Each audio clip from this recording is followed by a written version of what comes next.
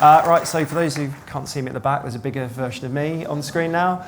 So my name's Thomas Twigg. I'm the Chief Operating Officer of the ASO Co. I actually changed my job title last week because I was Chief Strategy Officer. My background is actually in strategy, so I used to work as head of strategy for a big mobile media agency, but my background's really diverse, not through kind of any planning, but it just so turns out I've worked in pretty much everything to do with digital for about 2 months. So I have some understanding of it, which is really useful when you're trying to work out something from scratch, by the way. So App Store optimization. Does anyone know of App Store optimization? Is anyone doing it? Okay, a few hands, yeah. So as of about 4 or 5 years ago, I'd never even heard of this as well. Turns out some guy worked out that actually changing stuff on the app stores makes a difference, right? And I think one of the challenges that we found, and one of the reasons why we set up the company, is that we were driving a lot of media through our previous companies, and really we were just neglecting what the app store was about. Now, if you download any apps, you have to go through the app store, so it seemed like the weakest link after we'd got all of mobile sorted. So really there's a couple of things that I just wanted to kind of point out about the way we think about App Store optimization. So it's really the process of improving visibility and conversion within the app stores. So improving the pictures to get people to install the apps, but also improving the metadata behind that. So anything that is written to actually improve visibility in search as well.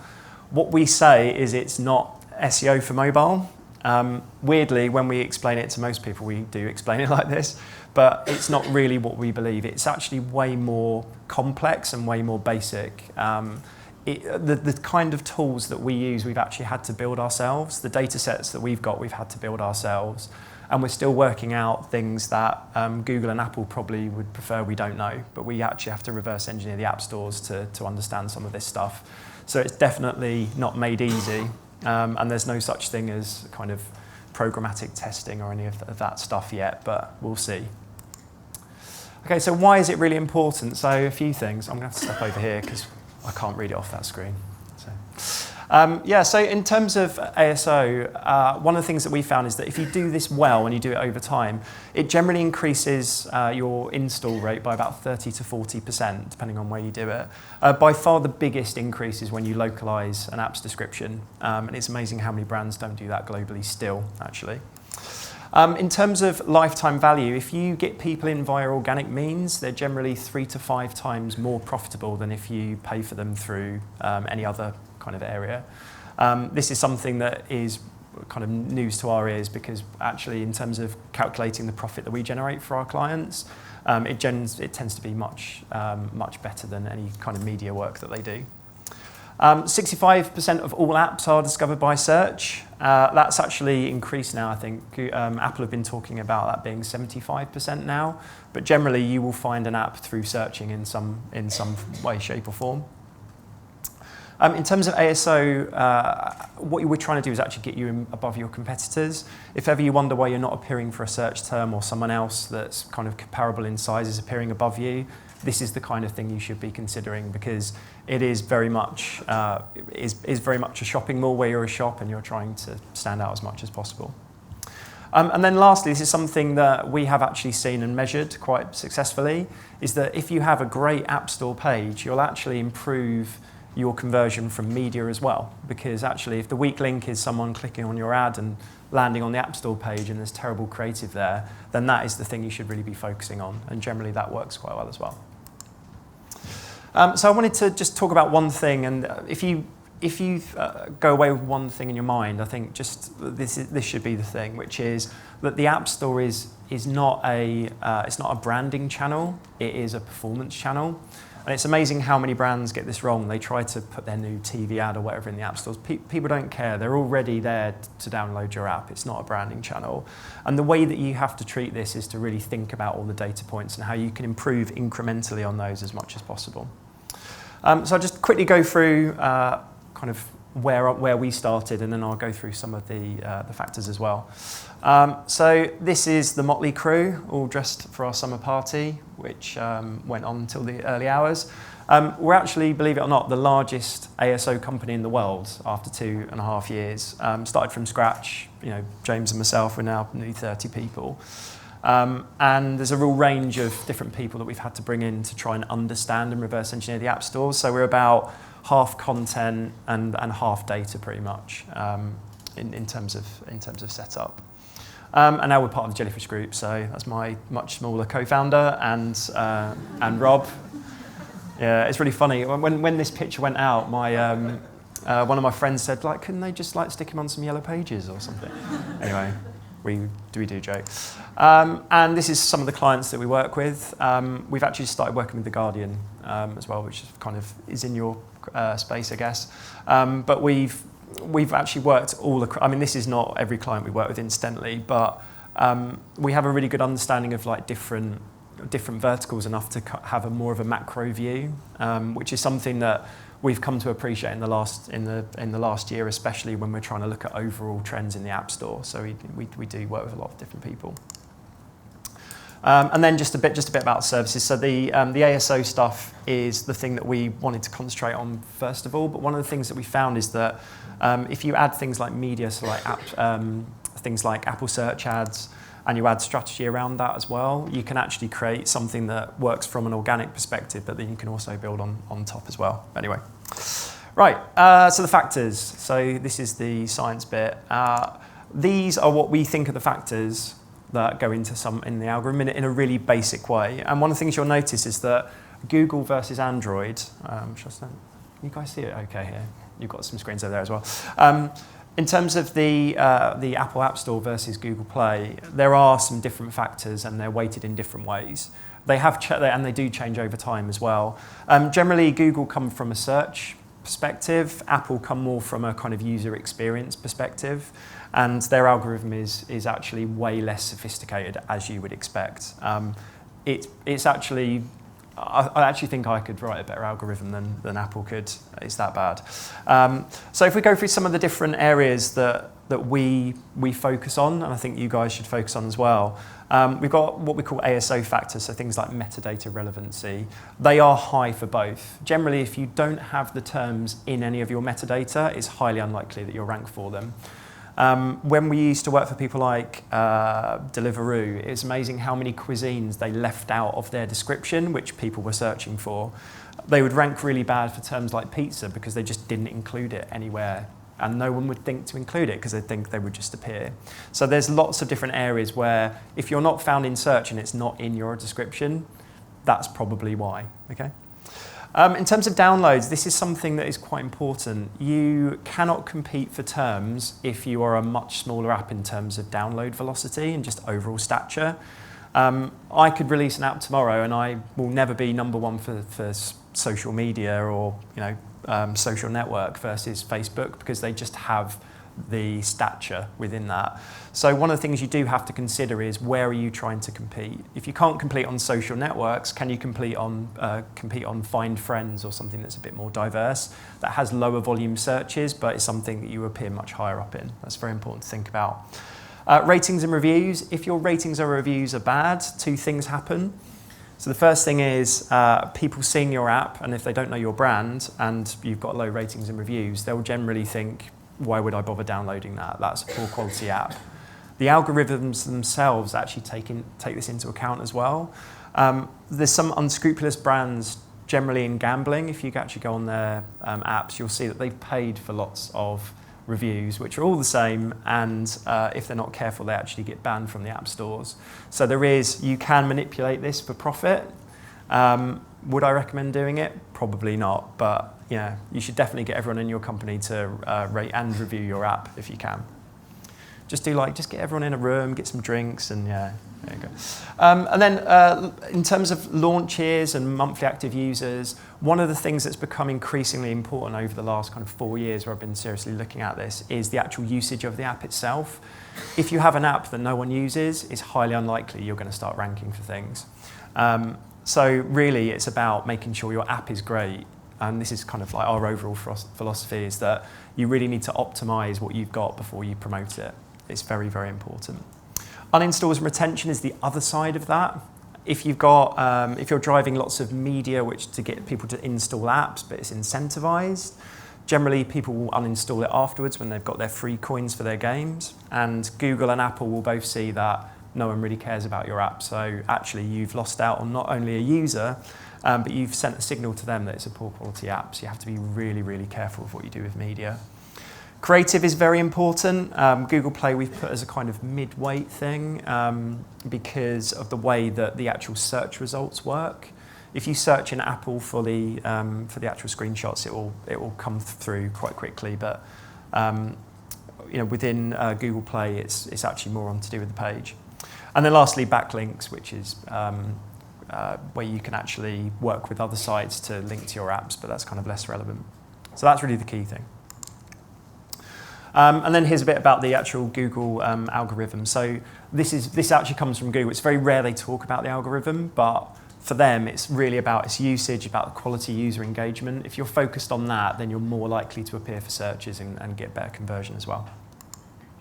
Okay, so how do we go about kind of influencing these things? It's really a two-sided square, if you like. I don't know why we even keep this particular chart, to be honest, but we've got metadata and creative. Creative is primarily concerned with conversion, so if someone sees it, we want them to be really interested. And they're so close to the point of purchase, if you like, that it should just literally tip them over the edge.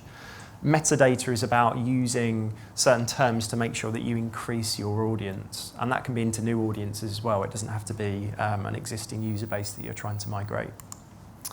So metadata, it's very different in iOS and Google Play.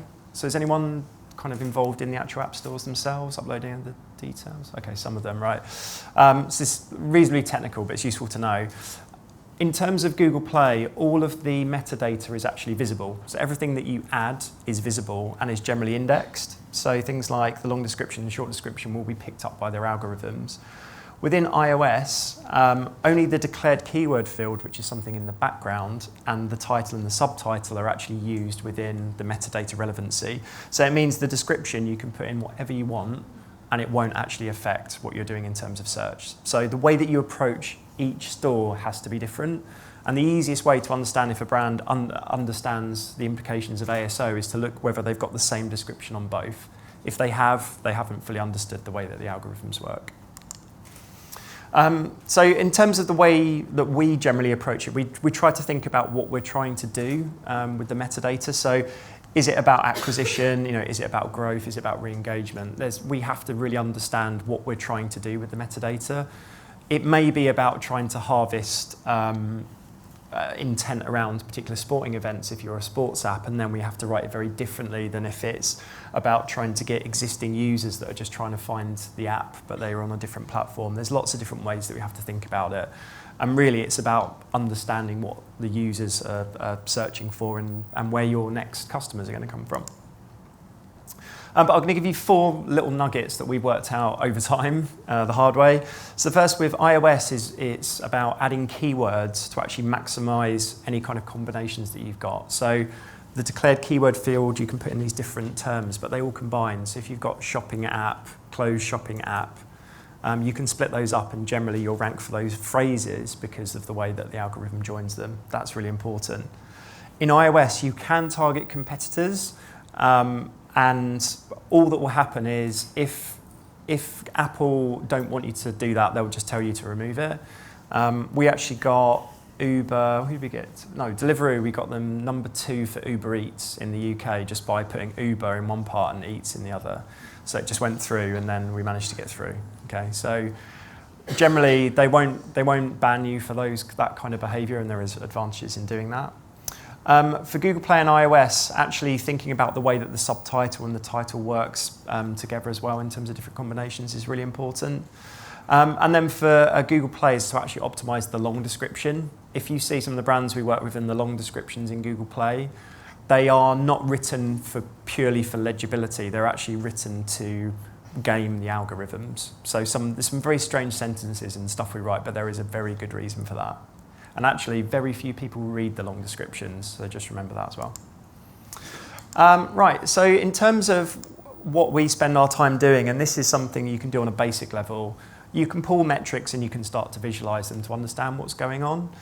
In this instance, we've tried to track how the rankings for certain terms have changed over time and to actually try to correlate that with visitors to the store listing. So what we're trying to understand is what visibility is doing and how keywords are affecting it. It is a very complicated thing to do. I mean, we have 6 data scientists that just do this, and sometimes it's very, very hard to prove a correlation between the two. On a basic level, if you know that you're increasing your keyword visibility for stuff that's really relevant, you should see an increase in other metrics as well. The size of the increase really depends on the size of your app and how good it was before, but it is a worthwhile exercise to do at least once a quarter, I would say, to revisit this. So just going to conversion optimization. This is very much about the actual graphics themselves. So you've got the icon, you've got screenshots. Google Play, you've got something called a feature graphic, although Google seem to be taking it out, putting it back in. They're testing a new kind of storefront at the moment. I think it's going to disappear, but it's just something to know that there's very different assets. One of the things that you're going to have to do is when you're thinking about these assets is who your visitor is, what are you trying to do? And there's really 2 types of visitors that we've seen in some of the studies that are in the industry. So you have people who are very decisive, they want something. You know, if they're searching for a coupon app and they see a coupon app, then they're going to download it. That's generally what happens there. But then explorers, they seem to be a bit rarer, but they'll spend a bit more time on that as well. They tend to be more kind of iPad users as well. It's a bit more of a kind of lean back. I wonder if I can find some interesting games or whatever. But you are going to have to think about what you're trying to do with that particular creative. The great news is that if you work on every element, you should be able to actually improve conversion and therefore get more users and more profit. So this is one of our clients, LiveSome. So this is kind of what they had before. We worked on making the icon much bolder, so we've actually improved their conversion rate, according to Google's own experiment system, between about 3 to 13% improvement there. We played around with the feature graphic, we got between 5 and 40% there. And then the screenshots was a bit less, because the screenshots have less of an impact because they're generally below the fold. But if you work on each one of those individually, you end up with something that, 1% here, 1% there can actually contribute to a lot, especially a growing app like LiveSome. And then Moshi Monsters, Twilight Sleep Stories. And if you've got kids, this helps kids go off to sleep, apparently. I've not used it myself, but so icons, feature graphics, short descriptions, screenshots. Again, you can do some really, really good stuff around that. And then also incorporating some of the terms into your screenshots. Just having the screenshot on its own is not very good use of space. Generally, you'll want to call out some of the search terms that are actually that people are searching for, so that when they search for that particular app, they see that app fulfills the need that they're looking for. And in this instance, we actually improved the conversion rate by changing the words, not even the actual graphics themselves. So lots to be done there. Then, if you want to go kind of localized, this is some work we did for Expedia in Asia. They have a mascot which is a bear. Right, it's not just some random picture. We didn't know kind of what to do in that market, but actually our local contact there said, "Oh, actually we have this mascot." We actually improved conversion just by adding this ridiculous mascot into that. So local knowledge is really important. I don't know if you guys work internationally, but really every single piece of creative and metadata should be organised in that way. And there's lots of different testing methods. I'm around later on if you want to kind of talk through them, but these are all the ones that we've come up with. But there's lots of different approaches that you can take to that. So in conclusion, I think really what's quite important here is that the App Store can be a performance channel and should be. If you're driving media to something or you're spending money elsewhere, I think it's definitely worth diverting resource to try to make this better, because it should improve everything and it will give you a much better understanding of your audience and what you're trying to do. It's a complex exercise, but it's really good. Be strategic, don't just cram. It is user-centric, but you can be very strategic in terms of what you're trying to target as well. Think about conversion. The pictures matter just as well as much as the words. Check your app vitals as well. So actually, what is the data actually saying to you about how your app's performing? So get on the app stores and log into there and also look at your tracking. Localize where possible, even if it means putting a stupid bear on the creative, because it is a performance channel, so if it works, it works. And then I think just lastly, there's lots of new metrics that Google and Apple are bringing out every day. It's something that is very early days, and in terms of the way that we calculate things, we don't necessarily use those, but it's something that you can refer to and I think start to get up to scratch with it. So, and there you go. Thanks very much.